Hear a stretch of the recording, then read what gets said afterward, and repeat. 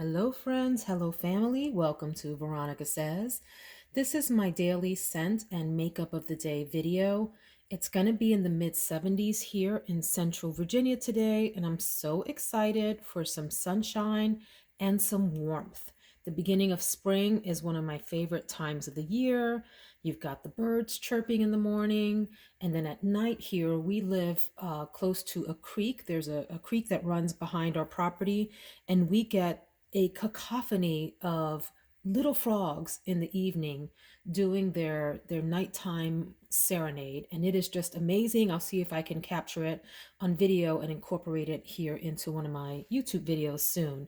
So I wanted to go for something light today. I've been wearing all kinds of fragrances here in the past few weeks, some heavy, some sweets, some all over the place, but I wanted something light and refreshing today. And I'm not sure that I have the right choice, but I'm going to go with it since I have already sprayed it on. And it is Terre de Lumiere by L'Occitane. This is the EDT, the Eau de Toilette. I learned that there is an EDP version, and that's probably what I should have purchased, just to be clear right up front. I think I was reading reviews for the EDP and ended up purchasing this one in haste, not realizing that there was a difference. That said, this is a very, very light, ethereal kind of fragrance. So if you want something with some substance, I would not advise this. If you want something that's going to be like a very delicate, lovely little skin scent, this might be a good choice for you. It has a top note of bergamot, a heart note of peony, and a base note of honey. Bergamot, peony, and honey. And then the EDP version has amber at the top, lavender in the middle, and almond at the bottom. So very different fragrances if you ask me. I will try to find the EDP and see if I can get that for something lower than retail. I think the retail 3 fluid ounces of the EDP runs, I think, about $100 or so on the website. So I'm going to search around and see if I can find it somewhere a little less pricey. So on the L'Occitane site regarding this EDP fragrance, by the way, the name means light of the land. Terre de Lumiere. Terre de Lumiere. You know me and the French pronunciations. I did have to go on Google just to make sure that I was pronouncing these correctly. However, if you are one of my Francophone friends and I've said that incorrectly, please feel free to let us know the proper pronunciation down in the comments. We're always happy to learn.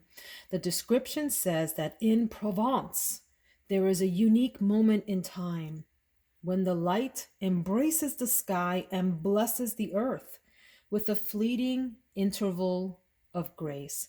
When the light becomes a scent, it reveals a tender, feminine, emblematic fragrance.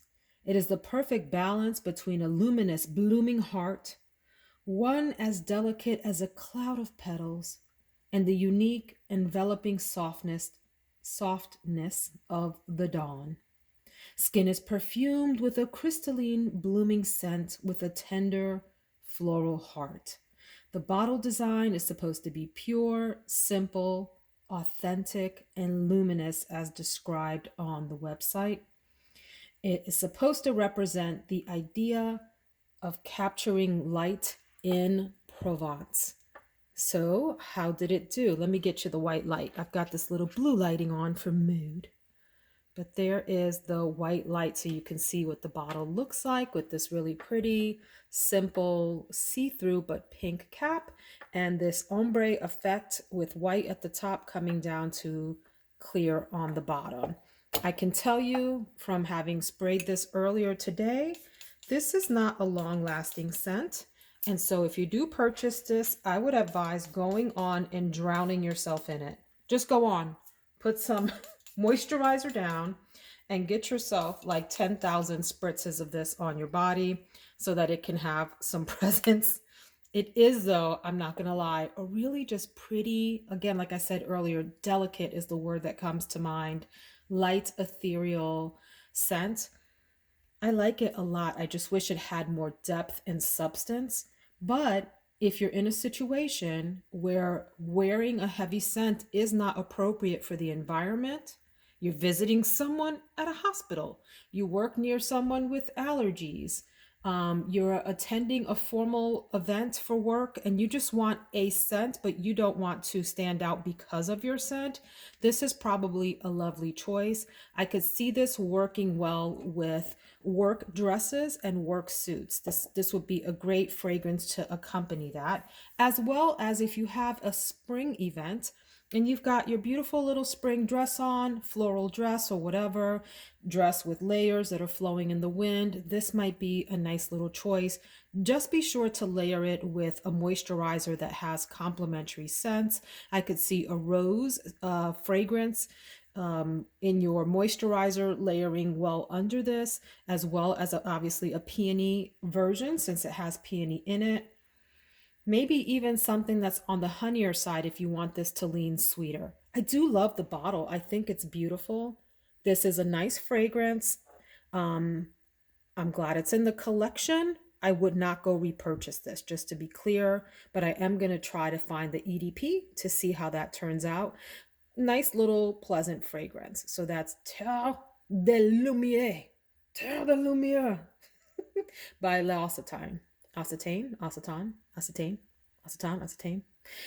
Yeah. Let's go check out the makeup of the day. So there was something in the fragrance that read to my nose a little bit purple or violet. Can't figure out why that is, but it reminded me that I have the Lorac palettes. The Lorac palettes. Do I sound like, what is her name? Catherine O'Day in Schitt's Creek. By the way, if you have not gotten into that series on Netflix, I know, late to the party here, but we just recently, like in the past few months, started watching Schitt's Creek. We finished the whole series, all of the seasons.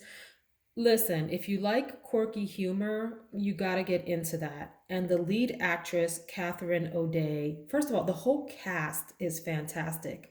Daniel Levy, and his son, I think his name is David. His name is David on the show. Is he David in real life?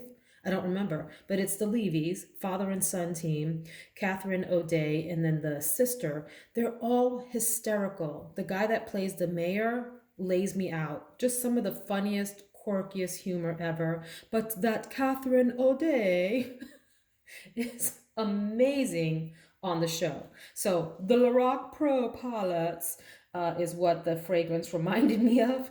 Now I have had let me start over. I had all four of the Lorac Pro that look like this.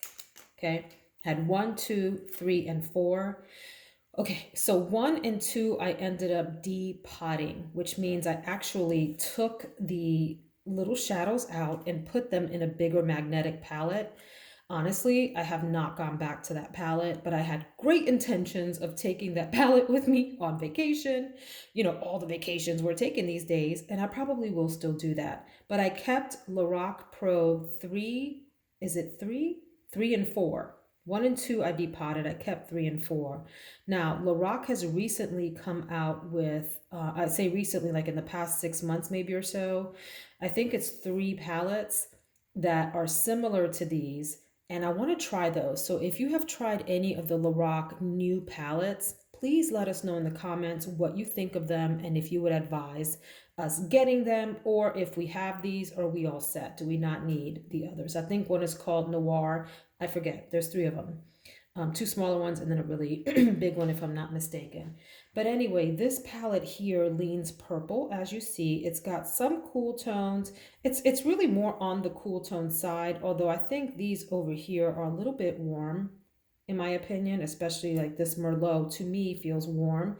All these over here are on the cooler side of the spectrum. Obviously, this is warm ginger, so it's supposed to lean warm. I do like this palette. My only concern with the Lorac Pro palettes that I have is I've had them for a long time. I did purchase these secondhand, not new. And by the way, if you haven't heard my spiel on purchasing secondhand palettes, the only real risk, there's 2. One is you don't know how old the palette is. And if it doesn't come in the original box with the batch code or whatever, it can be hard to figure out how old the palette is, right? And the other is, of course, worrying about cleanliness. So someone else's germs on the products. That's less of a concern to me because I use a alcohol and water mixture, like rubbing alcohol and water in a spray bottle, and I spritz it all down, make sure the shadows have a decent soak, and then I let them dry out. It doesn't really mess with the quality of the shadows, and it allows me to try palettes without having to purchase them new. So that's a quick note about that. However, as shadows age, some formulas stay fine. Like all of my Natasha Denonas, my Pat McGraths are doing well as they age. And then there are other shadows that just start to lose their luster, or they get a little bit more powdery or change in consistency. So I have had that happen with the Lorac Pro shadows. And what I mean by that is they've gotten just slightly duller. Nothing that anyone would be able to tell, but I know. And so I've kept them around because I like them, but that's a concern for me. So just keep that in mind if you're purchasing secondhand, that you really need to be thinking about those things. So I don't know what I'm going to do today, but I think I want a light look, maybe with this Begonia and this Rosebud. I don't know. I do like this soft pearl over here, this ice rose, silver mauve. Really quite a nice array of cooler tone with a couple of warm tones in there. Let's do a little swatchy swatch for the people. Okay, so let's go here to Chantilly. One of the things about the Lorac powders is they're very soft. That's almost like the color of my skin. That just fades. So that will give you a nice just background color. They're very soft. They're very nice and powdery and really easy to apply, work with, and blend out. At the same time, you don't want to overblend because then they would sort of just fade into each other. Look at that iced rose. That is super pretty. That soft petal, I love. It's always fun to open a palette. Again, this is Pecan, which is, I love that color. These two together would be really nice as like a one and done with a little hint of that in the inner corner there. Really cool. But I like to rediscover palettes that I've given up on. Did I do Brulee for you guys? I did. This is Silver Mauve here. Because you forget.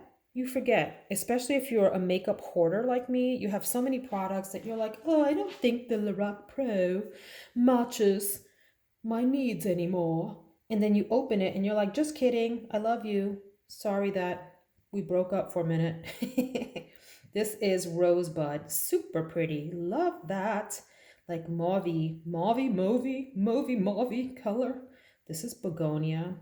Yeah, these are still, I have to take back and eat my words. These are still really beautiful shadows. Who am I kidding? Look at that. Candlelight. These swatch so beautifully. Warm Ginger, which is one of my favorite colors. Look at that. Hello, Warm Ginger. How are you? Really pretty. Let's do the other hand. Let's do Cognac. I do have lotion on my hands, which helps the shadow adhere. Ooh. That's Merlot. So pretty. He's so pretty. Amaretto. Okay, I'm so sorry, Lorac Pro 4, that I've had you in the drawer. I almost gave this away, you guys. I almost was like, I don't know. I don't want to play with it anymore. That's Java. And now I'm second guessing myself. Here's Midnight. Ooh, that means business right there. And then lastly, but not least, Black Currant, which I used to say Black Currant. Guys, you can't take yourself too seriously in this world. You just can't. Have some fun. So there is the Lorac Pro palette number 4. Beautiful. I don't know what I'm going to do with this look, but we'll see. Very quickly, what else do I want to talk about here? Let's talk about lipstick and lip liner real quick. This is the Pat McGrath Perma Gel Ultra Lip Pencil in the color Done Undone. Can you tell I like this one? It's down to like the nub. It's like a pinky, nudie, your lips but better kind of color. And then I can't speak enough about this L'Oreal Color Riche series of lipsticks, as well as the Maybelline mattes. They have just outstanding colors, great formula, a color for any kind of look you're going for. This one is 802 matte stirpiece. I see what you did there, L'Oreal. Matte stirpiece rim shot. So it's this pinky, maybe even like a melony color, like cantaloupe. I'm making stuff up. There's no damn cantaloupe color, Veronica. Darn cantaloupe color. No cussing. But that's what that looks like. So I think you've seen these other products. Maybe I'll just say that my blush is going to be the Nars Orgasm, which looks like that. You got to love that name. It was very scandalous when it first came out. Like, oh, no, they didn't name that product that. It's still kind of uncomfortable. Like my son will be like, oh, what's your makeup today? And I'm like, the Nars, the what? This is like a pinky, champagne-y, peachy color that isn't coming up well on my finger today. There we go. Just kind of gives the skin this natural luminosity on your cheek. That's not even picking up on camera. I'm looking in the camera and it doesn't show anything at all. But it does look nice on the cheek. Pinky, peachy kind of color. So that is my makeup wardrobe for today. I'll not talk about the other products in the interest of time so I can get going, but definitely highly recommend Lorac Shadows. Beautiful choice if you like a buttery smooth formula to work with at a mid-range price. So hope you enjoyed that. If you did, please hit that like button and subscribe and join me again tomorrow for my scent and makeup of the day. Have a fabulous day.